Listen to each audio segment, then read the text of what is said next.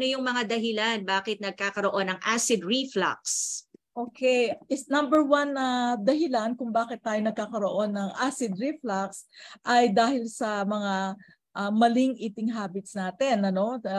Katulad nga, nagpapagutom ka, hindi ka kumakain sa oras at nag-i-skip ka ng mga meals. Yan ang nagiging dahilan kung bakit ka nagkakaroon ng acid reflux. So, may oras kasi ang pag-release ng hydrochloric acid sa ating katawan. Ang hydrochloric acid ay pinoproduce ng ating stomach para matunaw ang mga kinakain natin. So kung let's say ikaw ay kumakain ng alas 12, may built-in clock yan. Marirelease na ngayon ang hydrochloric acid.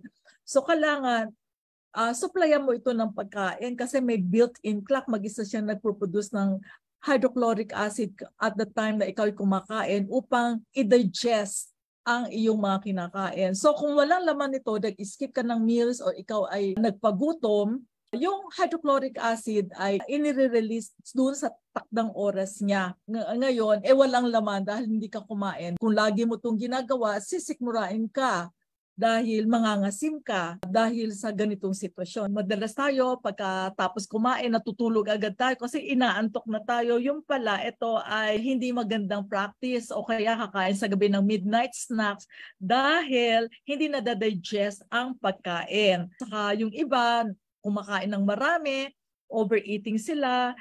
So the more you eat, the more acid ang naproproduce. So isa yan sa mga dahilan, yung mga poor eating habits natin. Isa pa rin dahilan, bakit nagkakaroon ng acid reflux ay pagkain ng mga fried foods, sugary, mga junk foods, mga processed meat. Ito ang tinatawag na acidic foods, no? Pag kumain ka nito, ito ay mahirap i-digest kaya tumataas ang production ng hydrochloric acid para tunawin ang mga kinain mo.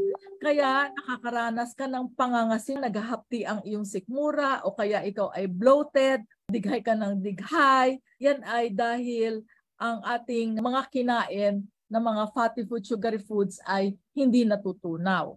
Isa pang dahilan kung bakit nagkakaroon ng acid reflux ay ang pag-inom ng mga acidic drinks tulad ng coffee, soft drinks, alcohol, and tea. Especially yung coffee, no? 3-in-1. Nako, may double acid production ang coffee. Kaya ito ay irritant sa ating bituka na nagkokos ng acid reflux. Ang acid ay kayang tumunaw ng bakal. Kaya imagine, kaya niyang tumunaw ng bakal. Kaya kaya niya rin butasin ang lining ng iyong stomach. Kaya naghahapdi ang iyong sikmura. At pag nasira pang esophageal sphincter, hindi siya nagko-close, nagiging incompetent at nagkakaroon ng regurgitation o bumabalik doon sa pinanggalingan niya sa esophagus. Another reason is yung pag-take ng mga medication, ano? Especially mga antibiotics, mga pain medication, mga gamot na iniinom natin ng pangmatagalan. Ang isa sa mga side effects ng mga gamot na ito ay pag-irritate sa stomach linings natin. Kaya pag na-irritate ang stomach linings, nagkakaroon ng ulcer. Kaya nga ang sabi nila, ang pag-inom ng gamot will bleed you to death. Kaya nagkakaroon ng bleeding. Last but not the least, ang excessive stress. Alam niyo ba na ang emotion ay connected sa stomach natin? So kung hindi ka marunong mag-handle ng iyong emotion, lagi kang stress, o kaya sa trabaho, lagi kang stress sa trabaho, ito ay nag-produce ng maraming acid. So pagka maraming acid ang naproduce dahil connected nga siya sa emotion, negative emotion, may irritate ang iyong stomach, nagkakos ng pressure at nagkakaroon din ng acid reflux. Okay, ito ang dapat nating mga laman. Things you should know, no? Ang acid reflux ay simple na sakit pero can turn into a deadly cancer. Nag-uumpisa yan sa undigested food na naiimbak sa colon at nagiging acidic ang environment. So, acid is equal to cancer. Sila ang equation natin. Toxin equals acid equals cancer. Ang acidic at anaerobic environment ay tirahan ng cancer. Dapat nating malaman yan na kapag acidic ang environment, 60% ng oxygen ay hindi nakakapasok sa katawan.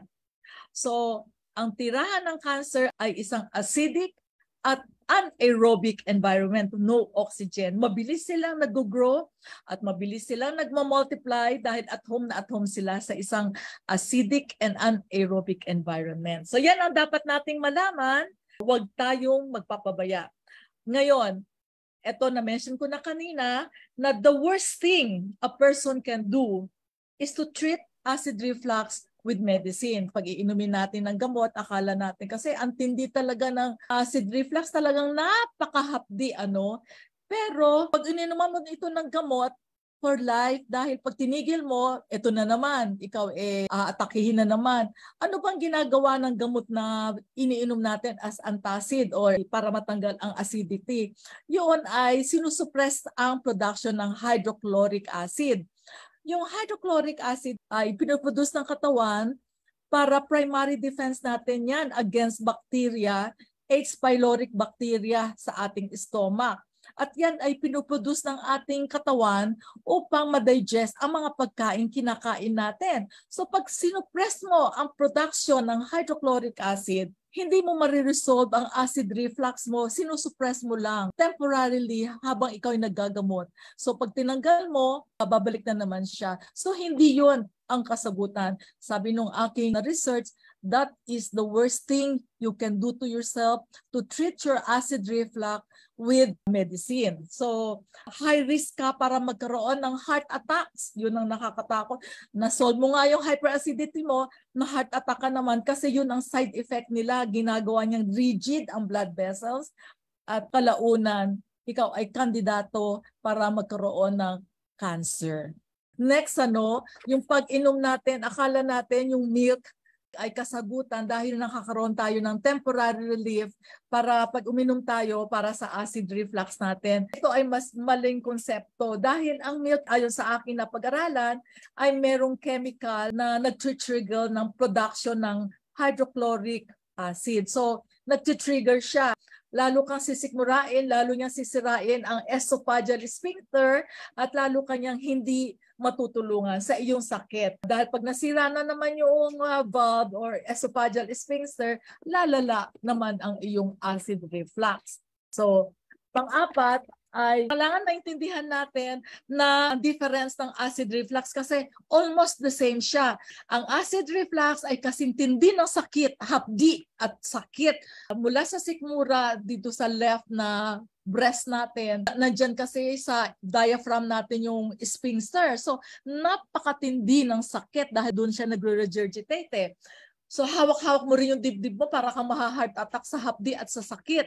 At hindi ka rin makahinga. Ang heart attack ay kamao ang panghawak, talagang matindi. No oxygen supply, kaya matindi, kamao na talaga. So sa acid reflux ay hindi naman ganun katindi. So pag heart attack na ang simptomas, talagang dapat dalhin na sa hospital. Pero pag acid reflux, ang simptomas ng isang pasyente ay ating bibigyan ng susunod natin na mga remedies right away para ma-treat ang acid reflux. Top of the line natin ay aloe vera juice. Tatanggalin mo yung mga gel sa aloe vera at ilagay mo siya, i-blend mo ang aloe vera sa isang cup of cabbage at 1/2 cup cilantro at saka lagyan mo na siya ng 1 glass of buko juice. Yan ay iyong i-blend at iinumin mo siya to treat the wound and restore the stomach flora at mabalik ang function ng esophageal sphincter. Pero medyo mahirap hanapin si aloe vera, saan ka pa kukuha? Kung may basil kayo, may mint kayo, i-chew mo lang ito. Yan ang treatment. Kung wala ka pa rin basil or mint sa bahay, pwede kang bumili ng okra. Yung lime ng okra, yun ang nakakatreat sa acid reflux. At ang malunggay pala, i-blender mo siya at ito ay iyong iinumin. No? Itong apat na to, especially cabbage, gagawa ka ng cabbage juice, ang tawag dito pala ay ulcer repairer dahil nino-neutralize niya ang acid at ito ay may healing nutrients. So ang cabbage ay pwede mo siyang gawing juice, i-blend mo siya or i-juice mo siya.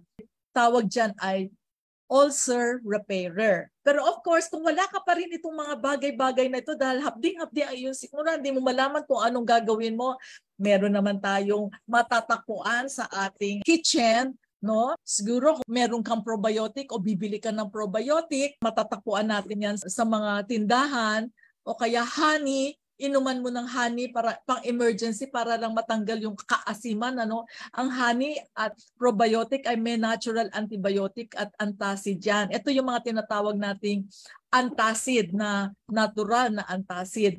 Of course, siyempre, hindi natin alam kung ano meron sa kitchen mo, maghanap ka, baka may baking soda ka. Ang baking soda ay natural antacid din. Anong gagawin mo dito? Maglagay ka ng 1/4 teaspoon ng baking soda sa isang 1/4 cup water. Inumin mo ng inumin 3 beses sa isang araw. Upang sa ganon, ma-alkalinize niya ang iyong katawan, hindi mo na maramdaman yung hapding-hapding sikmura dulot ng acid reflux na ito. At siguro naman meron kayong ginger or luya sa inyong bahay.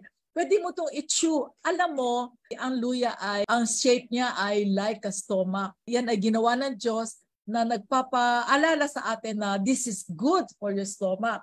Pwede kang gumawa ng salabat, ginger tea, o pwede mo siyang i-chew para matreat yung iyong acid reflux. Ito may cinnamon, mga apple cider vinegar. Pwede mo silang pagsama-samahin. 1 teaspoon of apple cider vinegar, ilagay mo ang 1 teaspoon na cinnamon at isang teaspoon din ng grated ginger at 1/4 cup of water. Pagsama-samahin mo at inumin mo to araw-araw, 2 times a day para i-treat ang iyong acid reflux. Kung may saging kayo, kainan mo siya ng saging. O kaya meron kayong avocado dyan, kainan mo siya para ito ay emergency na treatment para sa iyong acid reflux. Ito ay may natural antacid, ang saging, ang avocado, ang cucumber or tinatawag na pipino, may cooling effect siya kasi kailangan natin para relaxin ng ating stomach na gitil or irritated na irritated. On top of everything, Miss Heidi, kailangan mag-switch ka na sa plant-based diet. Oo, kapag ikaw ay may acid reflux, avoid mo na yung mga baboy, baka, kasi hindi siya nadadigest. Can you imagine, 1 buwan bago madigest ang baboy, ito ay naiipon sa iyong colon. Kinabukasan, magdadagdag ka na naman ng maiipon mo para ma-store sa iyong colon. So you can just imagine yung acidity maidudulot noon sa iyo. Whereas kung ikaw ay mag-switch sa plant-based diet, ifo-flush niya ang toxins mo dahil high fiber siya, flush ang toxins in 4 to 6 hours compared sa 1 month kung meat eater ka. So habang ikaw kumakain ng gulay, ang gulay ay mayaman sa living enzymes na nagdadigest ng mga pagkain natin. Walang nabubulok, walang nai-store sa colon mo. Hindi magproduce ng more acid ang iyong katawan to digest yung mga pagkain hindi nadadigest. Yan ang dahilan kung bakit kailangan tayo mag-switch sa plant-based diet, mag-change ka talaga ng lifestyle.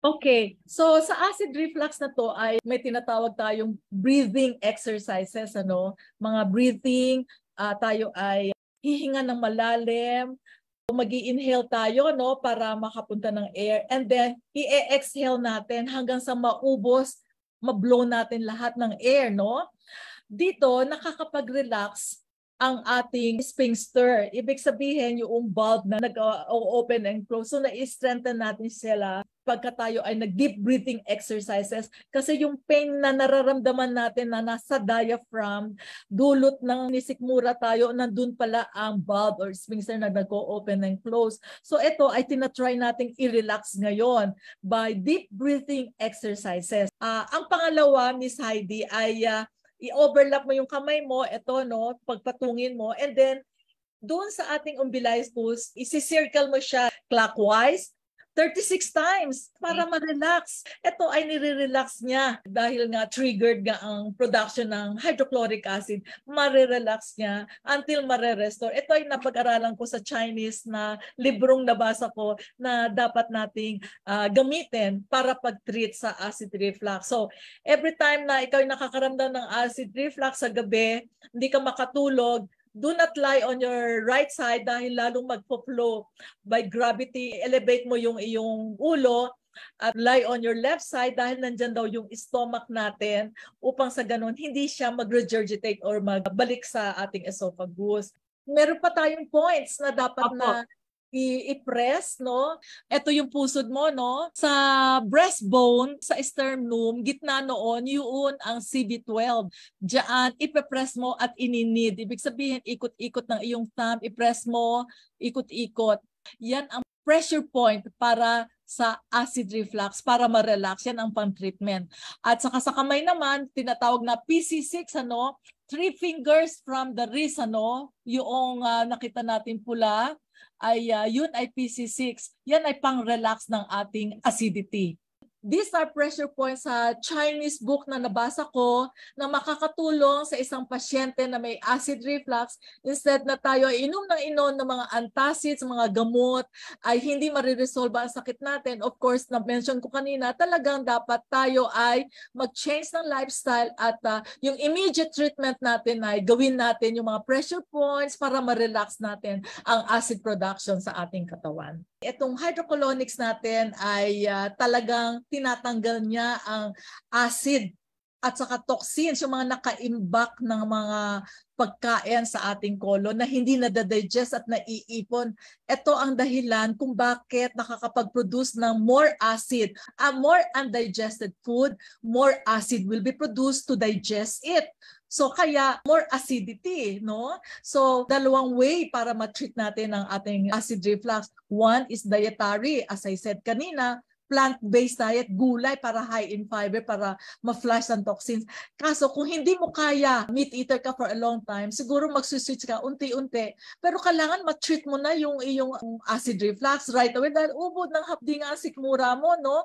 Matindi talaga. So, punta na kayo sa amin, kailangan mo ng tulong ng isang machine na tinatawag na hydrocolonics. Nililinis niya ang entire colon mo ng 5 gallons of water in 45 minutes. Lilinisin niya yung mga nakadikit sa mga walls, mga mucoid plaque, mga acids, mga toxins sa katawan na nagpaparusa sa atin ay kanyang lilinisin at tatanggalin. Ipa-flush lahat yan. Alam mo, after 45 minutes, pagkatapos ng procedure, ang pasyente namin ay nagbubuntong hininga sa sarap, parang nanganak ng sangkatutak na toxin sa katawan. So ngayon, Ate Myrna, meron tayong mapapanood Yes, ng yes. paggawa ng smoothie na mabuti para sa acid reflux.